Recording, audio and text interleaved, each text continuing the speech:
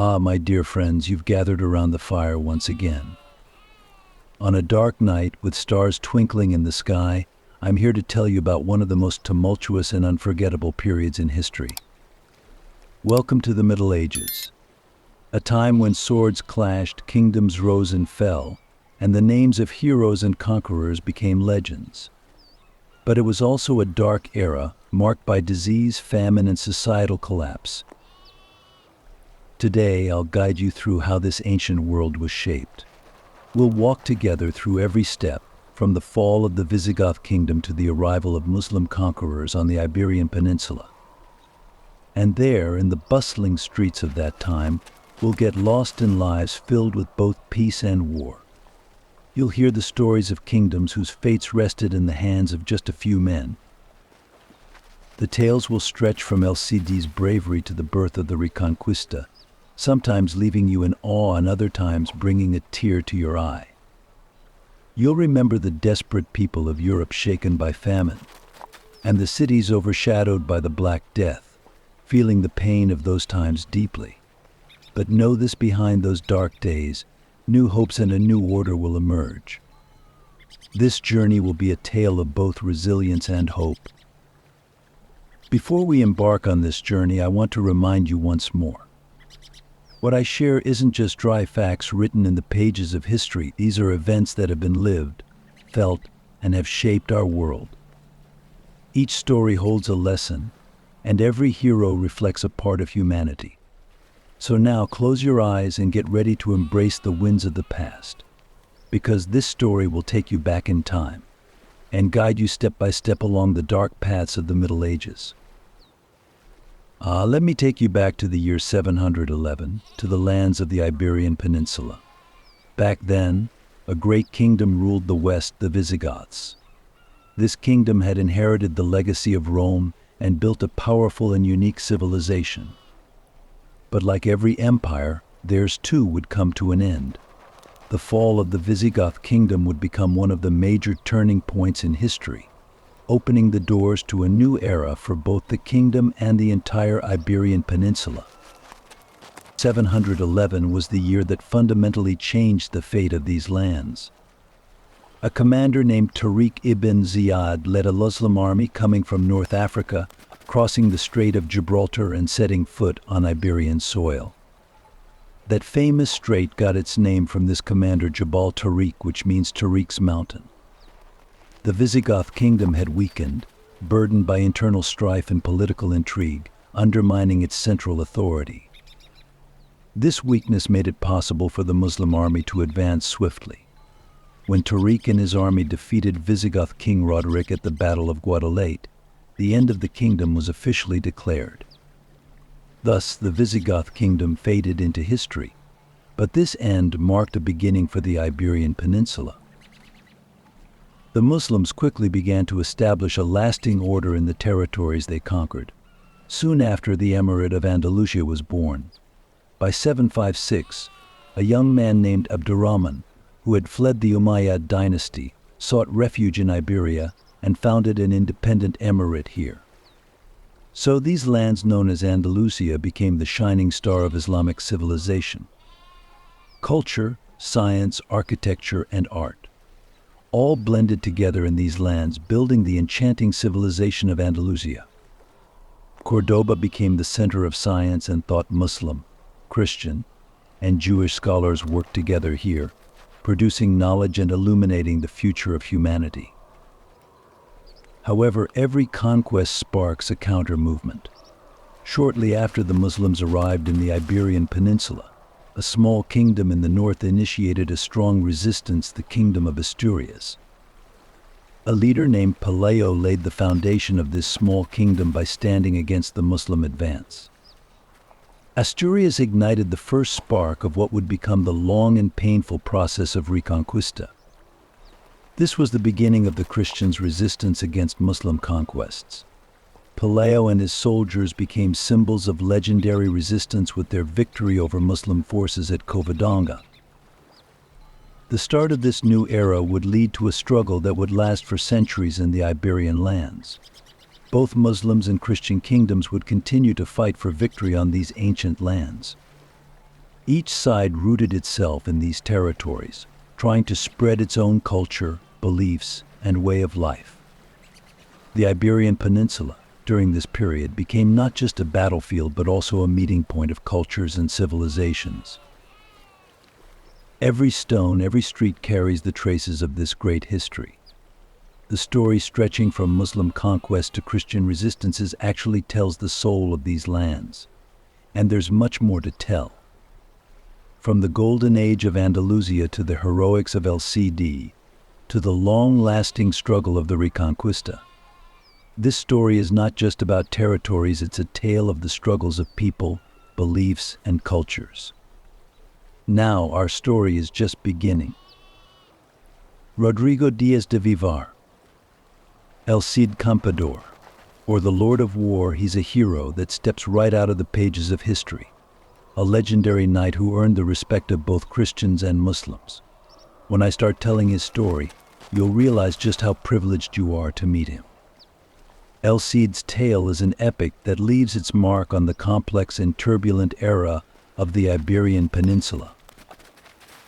Rodrigo was born in 1043 in a small village called Vivar. He was the child of a poor noble family, but fate had a much different life in store for him. He was trained as a knight in his youth. Knights of that time not only learned how to fight but also values like loyalty and honor. The places where Rodrigo was educated weren't just battlefields filled with clashing swords, they were also palaces filled with intrigue. In those lands, Christian and Muslim kingdoms coexisted, constantly shaped by shifting alliances and wars. Rodrigo's youth wasn't spent solely on the battlefield. He gained recognition as a Christian knight known for his honor and courage. He particularly stood out while serving the Kingdom of Castile. When he entered the service of King Alfonso VI in the 1070s, he emerged as a loyal commander. Rodrigo returned victorious from every battle. Proving himself a master of war, it was as if he had grown up on the battlefield. His sword didn't just cut down enemies, it also sharpened his fame. Over time, he earned the nickname El Cid, which comes from the Arabic as Sayyid, meaning master. Even his Muslim enemies respected him and admired him as a commander. But perhaps it's just the twists of history. El Cid had to rely on his wits as much as his sword, because the palace intrigues offered a game more dangerous than the battlefield. His relationship with King Alfonso started out friendly, but soon clouds of jealousy and distrust cast a shadow over that friendship. El Cid became embroiled in the intrigues of the Castilian court. His political rivals wanted him to stay in the shadows. Alfonso's trust in El Cid began to wane, eventually leading to his exile. Exile. What a bitter word for a hero, right? But for El Cid, it wasn't an end, it was a new beginning. His years in exile would draw him deeper into the power dynamics of the Iberian Peninsula. He wasn't just a Christian knight, he was also a master strategist. He forged complex relationships with Muslim emirates and even formed military alliances with some Muslim kingdoms. His struggle wasn't just in service to a religion or a kingdom, he placed his personal honor and mastery of warfare above all else. He fought against Muslim armies while also occasionally fighting alongside them. His forces included both Christian and Muslim soldiers. El Cid survived by forming alliances with Muslim kingdoms, sometimes fighting against them and sometimes fighting alongside them. The military successes he achieved during this time made him not just a Christian knight but also a political genius. Earning respect from both sides wasn't easy, but El Cid managed to do it.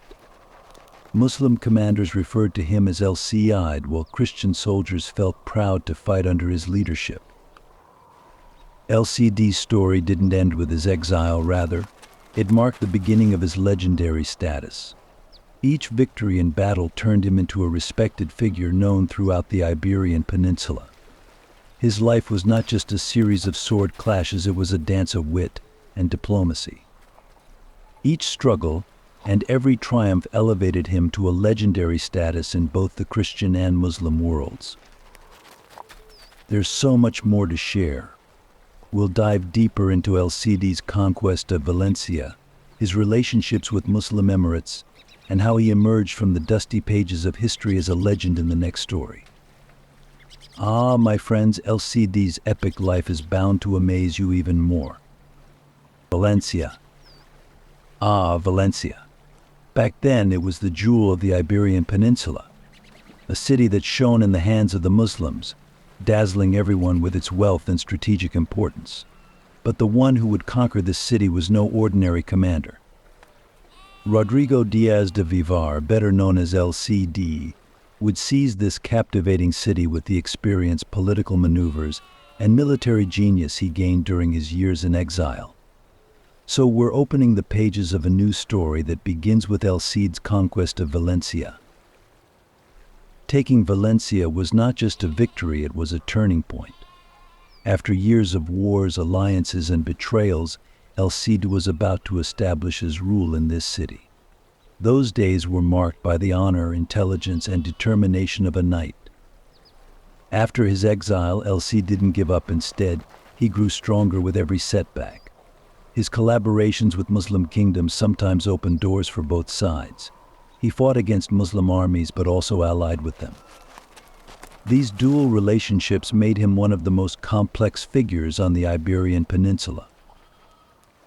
As El Cid moved toward Valencia, he was battling not just his enemies but also his own desire for victory and honor. This city was a dream for him. It was the place he wanted to conquer and prove his rule. Finally, in 1094, El Cid captured Valencia. The city put up a strong resistance, but El Cid's battle strategies had terrified his foes. Valencia was now in his hands. But what's harder, capturing a city or ruling it? El Cid demonstrated his mastery not just through the sword but also through diplomacy. He knew how to maintain a balance with the city's Muslim population. Valencia housed both Christian and Muslim communities within its complex structure. The administration he established here was based on justice and order, along with a delicate balance between the two cultures. His diplomatic and military relations with Muslim leaders made him a unique figure in both the Christian and Muslim worlds. His ability to forge alliances with Muslim emirates amazed both his enemies and allies. El Cid connected with Muslim leaders not as foes but as someone who understood their strengths and strategies. His governance of Valencia was not just the tale of a Christian king, it was a bridge between two different worlds. El Cid's rule in Valencia was a period where he led his people like a wise ruler, not just as a Christian monarch. He didn't see the city merely as a military base. He aimed to build a civilization here. The victories he earned on the battlefield were now utilized in his diplomatic relationships. Although his dealings with Muslim leaders might have seemed like collaborating with the enemy, they actually showcased his strategic genius and ability to maintain balance. El Cid was much more than a warrior. He was a leader ahead of his time. The alliances he formed with Muslim leaders proved he wasn't just a Christian hero but a universal leader. The armies he battled were sometimes Christians and sometimes Muslims, yet he always managed to stay balanced in this web of complex relationships. El Cid's rule in Valencia brought both prosperity and security to the city. However, this victory was just one step in the ongoing struggle of the Reconquista. The wars against the Muslim Emirates accelerated the efforts of Christian kingdoms to regain power in the Iberian Peninsula. El Cid had conquered Valencia, but the Reconquista would continue for many more years. The Christian kingdoms mobilized all their resources to achieve strategic victories against Muslim forces. During this period, El Cid skillfully managed his diplomatic relationships with Muslim leaders. Both sides he fought against admired his military intelligence and leadership skills. But these successes were just the beginning of El Cid's legend. The conquest of Valencia was one of the final victories he achieved on the historical stage. El Cid ruled Valencia for a long time as a king. But like every legend, he also had an end. But that end is still further along in this story, my friends. The defense of Valencia, El Cid's last battles, and what happened after his death will close the chapter of a saga that elevates him beyond mortality. The battle cries echoing in the stone streets of Valencia, the clashing of swords, and the silent scream of victory.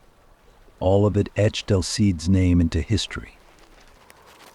Rodrigo Diaz de Vivar, better known as El Cid, that brave knight whose name sent shivers down the spines of both Muslims and Christians on the battlefield. His last great struggle in Valencia, where he fought tirelessly to defend the city even in the twilight of his life, and the powerful legacy he left behind have made him a legend that has lived on in the memories of people for centuries. Think about El Cid's final years. He had taken Valencia and established what was practically a small kingdom there. This conquest was a testament to his military genius. Valencia held immense strategic importance at the time. This key city, caught between Muslims and Christians, was like a jewel that both great civilizations coveted. But El Cid didn't just conquer this city, he devoted all his strength to defending it. He was now old and weary, but he couldn't let Valencia slip through his fingers. After all, this city was one of his greatest victories. But time is ruthless for everyone, isn't it? Gradually, El Cid's strength began to wane. Muslim leaders noticed this and were on the lookout for an opportunity to reclaim Valencia. The wars flared up again. Still, El Cid was determined to resist, but this time fate had a different plan. His efforts to defend Valencia were not just a tale of heroism, they marked the final struggle of his life. By 1099, El Cid took his last breath. Strangely enough, even after El Cid died, the fighting didn't stop. His body was used in the defense of Valencia. They say his soldiers dressed him in armor and propped him up on a horse to scare off their enemies with the sight. Even in death, El Cid instilled fear. It was through such an extraordinary tale that a legend was born. After El Cid's death, Valencia fell, the city slipped from Christian hands, but his legacy continued to thrive throughout Spain.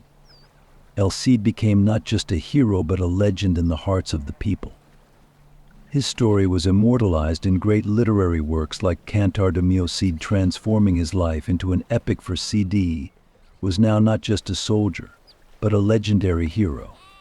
He became one of the cornerstones of Spanish culture, and each new generation grew up listening to tales of his adventures.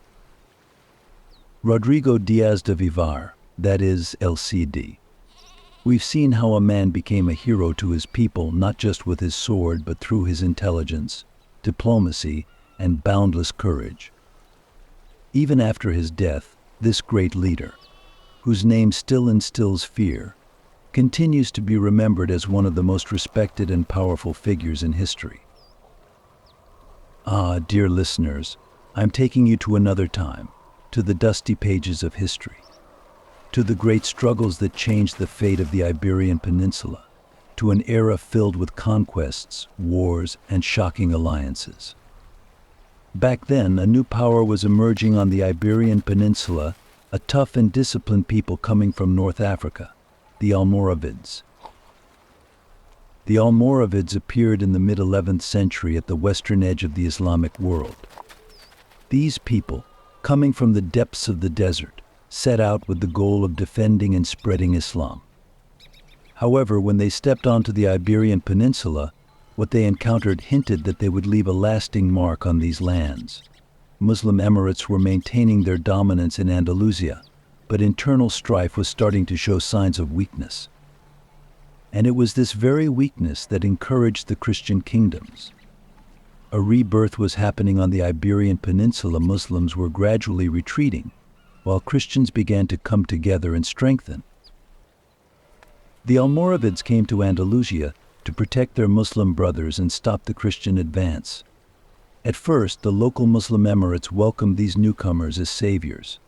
It was clear that if the ambitions of the Christian kingdoms were not stopped, one by one, Muslim lands would fall. And so the great wars began, between the Christian kingdoms and the Almoravids. But these wars were not just a battle of weapons, they were a confrontation between two civilizations. The Almoravids' harsh rule eventually caused unrest among the local Muslim emirates. While fighting the Christians, they also found themselves in conflicts with their fellow Muslims in Andalusia. But the real big threat was the Christian kingdoms putting aside their rivalries and beginning to unite. One by one, these alliances succeeded in breaking the strength of the Muslims. Of course, this process didn't happen overnight. It was a long and painful retreat. Especially the large kingdoms like Castile, Leon, and Aragon began to gain an upper hand against Muslim rule through strategic victories. They were winning not only on the battlefield but also at the diplomatic table. Each victory meant a little more retreat for the Muslims, a little more land lost. This was a tough period for the Muslims. There was hardly anything left of the glorious days of Andalusia. The Muslim Emirates had once built a great civilization that influenced the world in science, art, and culture. But that bright era was about to come to an end. The Reconquista, or the Christians' long struggle to reclaim territory, was continuing slowly but surely. The last great stronghold of the Muslims, the Emirate of Granada, was also feeling this pressure. Granada was the last fortress of Andalusia. Once dazzling with its magnificent palaces and rich culture, this city had become the final refuge for Muslims on the Iberian Peninsula. But against the alliances of the Christian kingdoms, Granada would eventually fall too.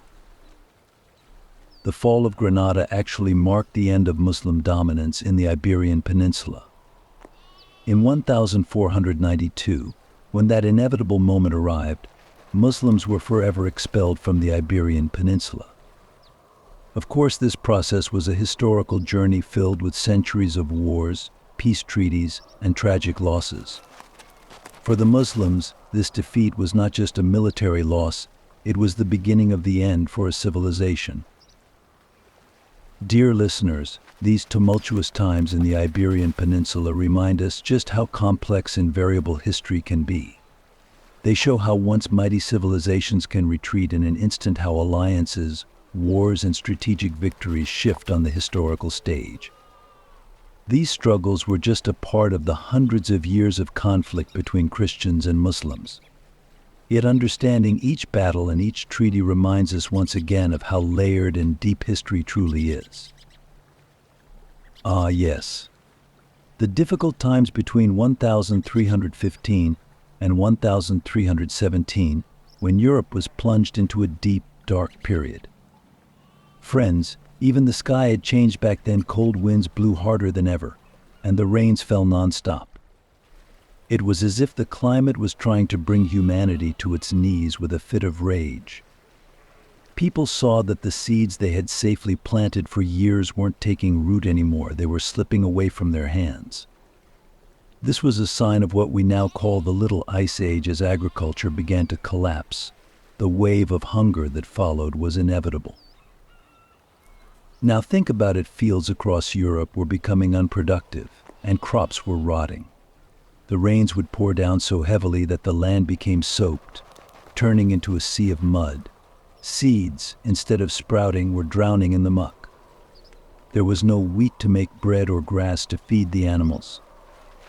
As people anxiously waited in fear at their fields, they tried to understand the reasons behind this harsh change from the sky. After all, agriculture was the backbone of life back then. The collapse of farming meant not just an empty stomach, but a complete upheaval of the balance of life. During these years of famine, the burden on the people's shoulders suddenly became even heavier. In many places, farmers returned from their fields empty-handed, and cities couldn't find any wheat. The prices of bread in the market skyrocketed, so much so that fights and riots broke out over a loaf. Landlords were still demanding taxes from the peasants as usual, but the farmers, who had nothing left to give, were on the brink of rebellion. The feudal system in Europe faced a massive upheaval at this point. Lords, kings, and the wealthy, no one could escape this wave of hunger. The climate had changed, and this change was shaking society to its core. Of course, the famine didn't just create hunger, it also shattered the social order. People were finding desperate measures to survive, even resorting to stealing and horrifyingly hunting other humans. As Europe's cities and villages were crumbling from hunger, even kings and nobles were helpless in the face of this destruction. No power could revive the land or stop the rains. The lower classes of society were becoming increasingly impoverished due to hunger, deepening the chasm between them and the wealthy. In the wake of this devastation, the social and economic order also collapsed. People could neither maintain their old loyalties nor bear the weight of the system. The famine destroyed not just food supplies but also the sense of security among people. At such a time, the breakdown and disintegration within society became inevitable. Those who remained after the crisis sought a world to rebuild, however. Nothing would ever be the same again. These years of famine hit Europe not just with hunger but also by undermining its social structure. Thus, those years were recorded in the dusty pages of history as times when not only the sky but also the land turned its back on humanity. My friends, now we're stepping into one of the dark corners of history, that terrifying time known as the Black Death's arrival in Europe. It wasn't just a plague, it was a catastrophe that shook the very foundations of social order, beliefs, and life itself. In the mid-14th century, it descended upon Europe like a dark shadow, changing centuries of established ways of living. The plague bacterium spread silently, creeping in like a stealthy companion before touching human lives. So let's dive into the terrifying details of this event. The plague had actually been around for centuries, but by this time it had grown powerful enough to create a new world. It first entered Europe by tracing caravan routes and trade paths from the east of Asia. Trade by ship brought it to Europe's port cities and markets. As people traded with one another, they unknowingly shared this microbe. The horrific virus carried by rats and fleas quickly surrounded cities and villages. At first it showed symptoms similar to the flu, but it soon spiraled into wild destruction. People began to writhe in pain, their eyes watering, high fevers raging. But back then, people were far from understanding the cause of the plague. Medical knowledge was almost like dark humor. The doctors had very little information about the nature of diseases. Treatments for skin lesions and high fevers often consisted of bloodletting or herbal mixtures. Yet these methods proved ineffective against the plague. Doctors lacked the knowledge to understand the diseases, leading society into deep despair. What initially seemed like a conspiracy eventually knocked on everyone's door, shaking an entire continent with fear. The Black Death affected not just the body but also the spirit. As people lost their loved ones, they felt deep sorrow, and these losses shook the social fabric. Mourning was happening in mosques, churches, homes everywhere. People were so helpless in the face of death that, after a while, they began to think it was a punishment from God. Religious beliefs started to crumble. Churches turned from sources of hope and trust into nests of sorrow. Alongside seeking refuge in God, people became lost in all kinds of existential questioning. Amidst the tears, their unanswered questions led to the emergence of social chaos. The Black Death was not just a physical illness, it was a disaster that deeply affected people's psychological states. They realized that life was temporary and that every moment mattered. The fear the plague generated turned people against one another and made neighbors strangers. Solidarity in society slowly gave way to suspicion and an atmosphere of paranoia. The fear of death became obsessive. Wars broke out over the remaining resources. Trust, which was desperately needed, became the first thing to vanish. The Black Death was a pivotal moment that deeply affected European history. The plague shook the social and religious structure, changing how people viewed the world. Humanity had to be rebuilt after this destruction, but nothing would ever be the same again. Gradually, the scars of this dreadful period would leave a complex legacy that shaped Europe's future. And so at such a time it heralded a new age for those seeking hope and rebirth. My dear friends, I'm here to delve deeper into the effects of the Black Death on Europe. The plague had drained the lifeblood from the continent, turning cities into abandoned, silent ghosts. As people fled this horrifying disease into rural areas, towns began to empty slowly. Now we will witness the demographic crisis in Europe. The first impact of the plague transformed the cities into a realm of silence behind crumbling walls. Once bustling markets and lively streets were now empty and quiet. As people stepped out of their homes in fear, the streets were filled only with sorrowful memories. The rural population was quickly dwindling, as peasants fled the cities to protect themselves from the plague, abandoning their lands. However, this flight brought new problems. The countryside was left untended, and cities were becoming ghost towns. As people distanced themselves from one another, social bonds weakened. Many villages disappeared completely due to the plague. During this time, the elderly, women and children were the most affected, struggling to survive alone in the rural areas. Another severe impact of the Black Death was its economic consequences. The feudal system was shaken by the labor shortages created by the plague. Landowners struggled to find peasants to work the fields, which weakened their power. Even fertile lands were being abandoned one by one. It was in these moments that the peasants found the courage to unite and rebel. They began to rise against the landowners in the hope of creating a better life for themselves. Thus, the collapse of the feudal system opened the door to a significant transformation in society. Friends, another form of struggle emerged during this period: measures taken against the Black Death. In a dark and uncertain time, humanity began seeking new ways. Quarantine practices became a means of protection against the disease, much like walls drawn around city gates. Countries turned away individuals coming from infected areas, and everyone started to look at each other with suspicion. Unfortunately, this did not solve all the problems. At that time, medical knowledge was not capable of understanding many diseases. Instead, the treatments often proved ineffective, leaving patients to die in despair. However, as time progressed, people entered a process of reconstruction. Post-plague Europe was undergoing a transformation both socially and economically. Governments sought new resources for the advancement of medicine, while peasants began to reorganize themselves. People who had once lived far apart came to appreciate the importance of solidarity and mutual aid through their shared experiences brought on by the plague. The redistribution of economic power paved the way for new ideas to emerge. This process of reconstruction became a significant turning point that would shape the future of Europe. Dear friends, the Black Death was not just a pandemic, it was a process that forced people to re-examine themselves and rebuild societies. People began to take action to change social norms, learning lessons from painful experiences.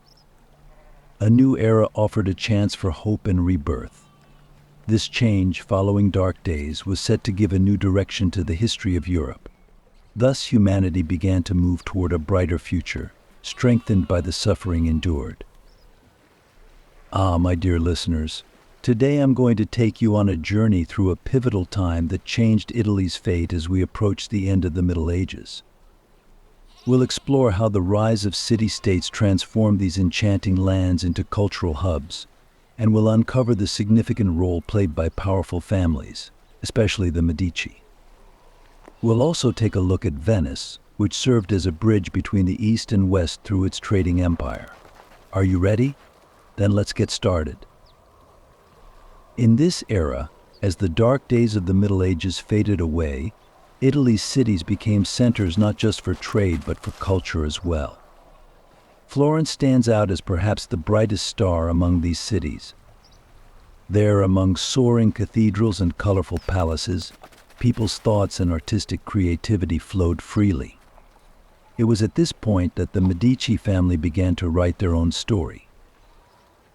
The Medici family, once just an ordinary banking family, rose to become one of the most powerful and influential families in Florence. Giovanni di Bicci de' Medici was the one who laid the foundations for the family. Thanks to his vision, the Medici Bank became one of the largest banks in Europe. This not only boosted the family's economic power but also increased their political influence. With money came the ability to support artists, scientists, and philosophers, helping Florence become a cultural center. Then Giovanni's son Cosimo de' Medici took the family's influence even further. Cosimo enabled the creation of many artworks in Florence and collaborated with great artists. Figures like Botticelli, Donatello, and Michelangelo had the chance to express their creativity freely under Cosimo's patronage. Art, science, and thought shone brightly in the hands of the Medici family, turning Florence into the cradle of the Renaissance. Besides Florence, Venice also played an essential role during this time. With its strategic position on the seas, Venice became a trade bridge between East and West. Luxurious goods, spices, and precious stones were bought and sold here. The city's wealth was reflected in its magnificent architecture. Grand canals, stone bridges, and impressive palaces dazzled every tourist who wandered through this unique city. Venice was not only a trade hub but also a cultural center. Artists, scientists, and thinkers gathered here to exchange ideas.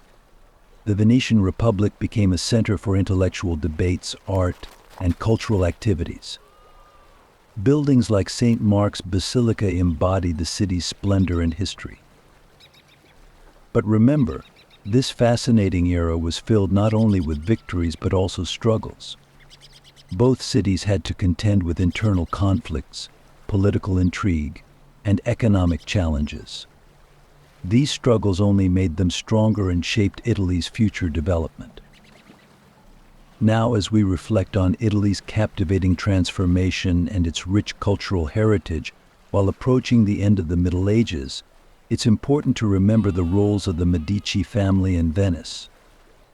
These cities didn't just shape their own histories, they contributed to the shaping of world history as well. As I share this story with you, I hope to convey the spirit of these lands.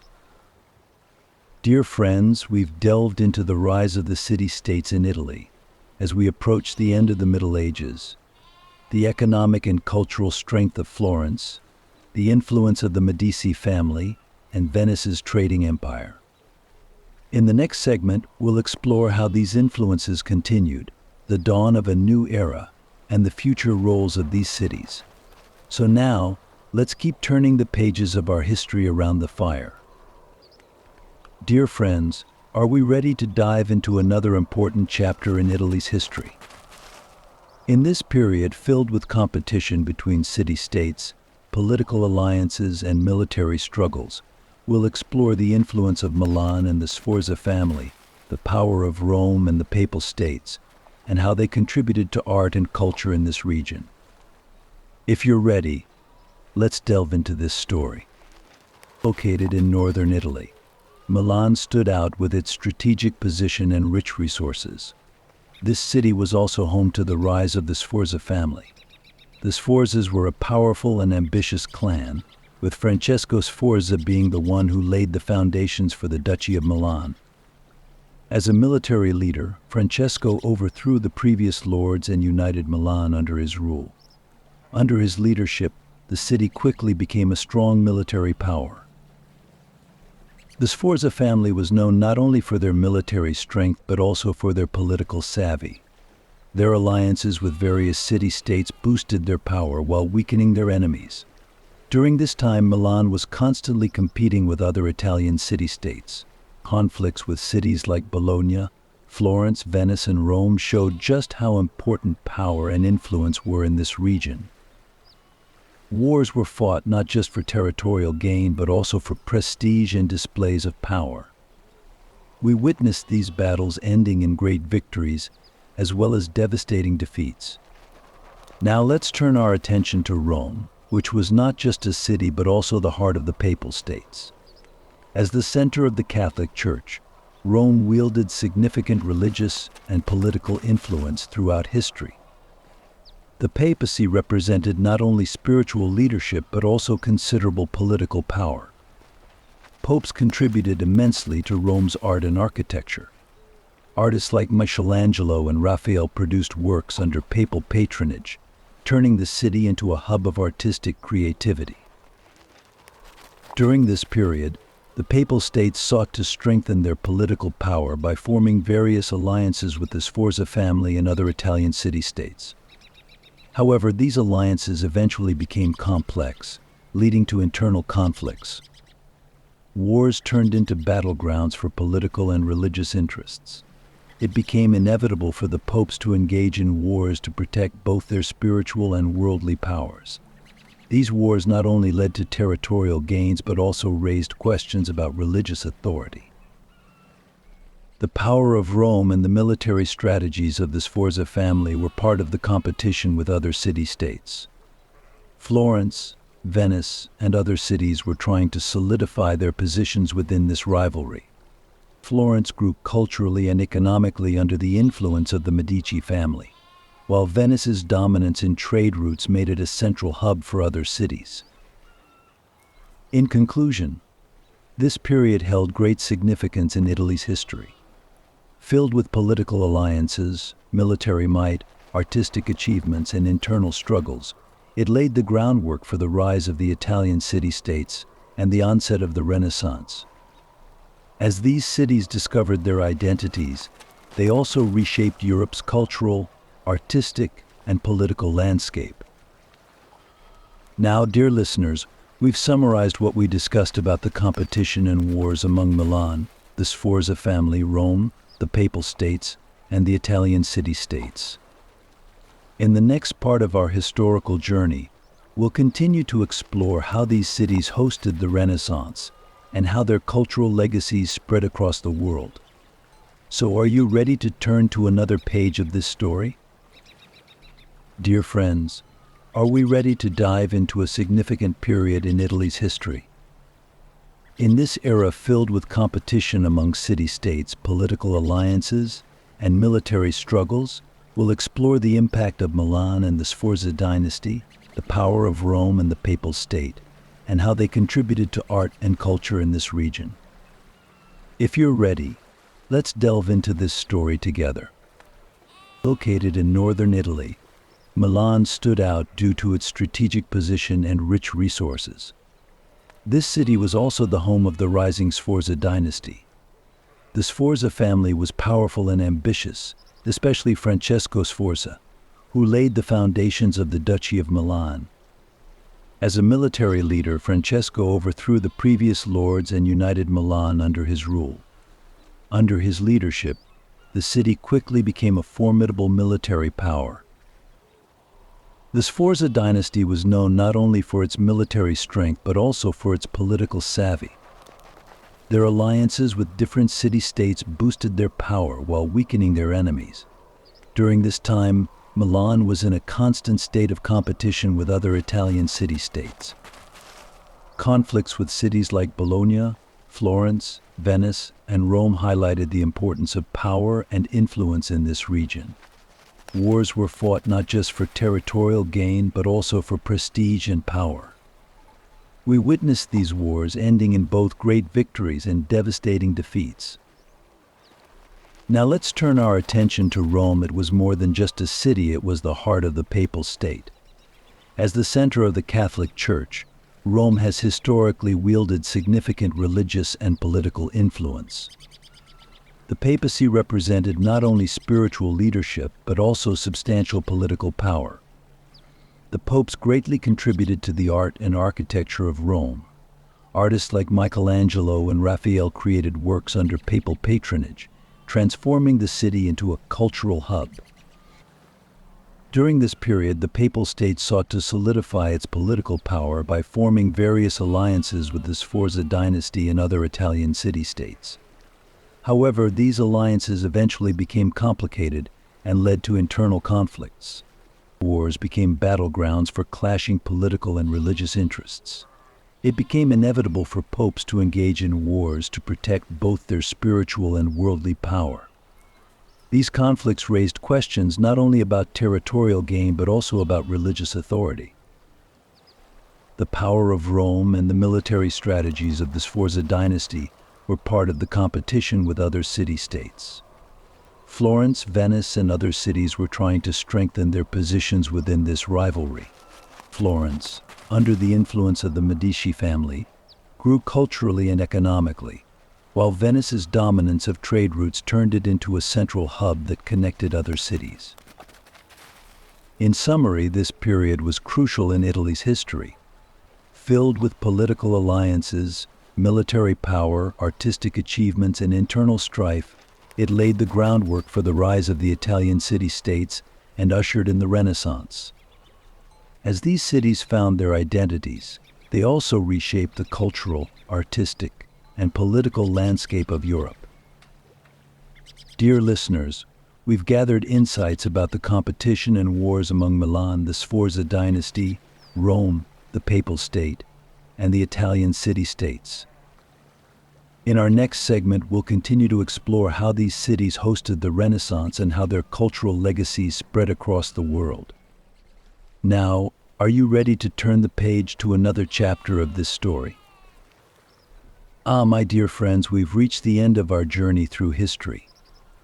Now let's take a moment to reflect on how this grand tale, filled with incredible events and experiences, has come to a close. Over the course of our time together, we've witnessed the complex tapestry woven by the conquests of the Iberian Peninsula, brave warriors, pains, and victories. The struggles that have lasted for centuries have shaped our story, not only through the gaining or losing of lands, but also through the beliefs that dwell deep within the human spirit and the societal changes that followed. This narrative that envelops us isn't just lost in the layers of history. Each page is a part of humanity's struggle for existence.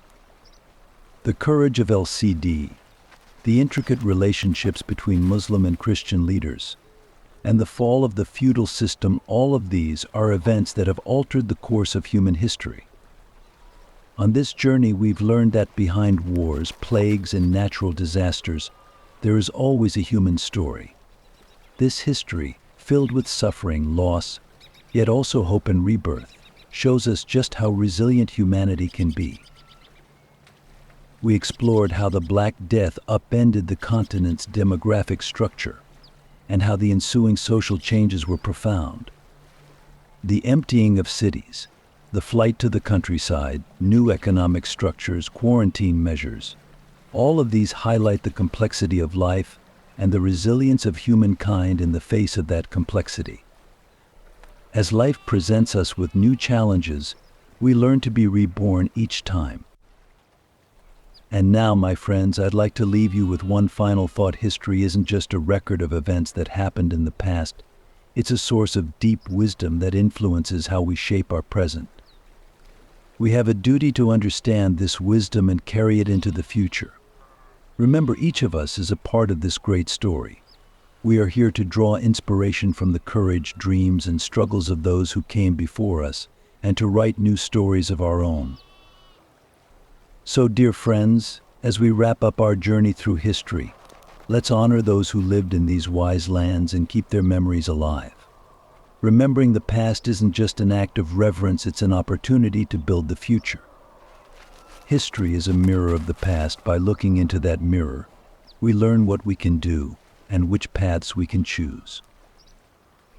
I gently close this journey by recalling the stories gathered around the fire, the lost voices. Looking back at the past is the most beautiful way to gaze toward the future with hope. Never forget, history isn't just about what has happened, it's also about what we will experience. Believe that each of you is a hero in this story. Perhaps one day your stories will be told around this fire too. And so, dear friends, we come to an end here. Until our next journey, stay filled with love and respect.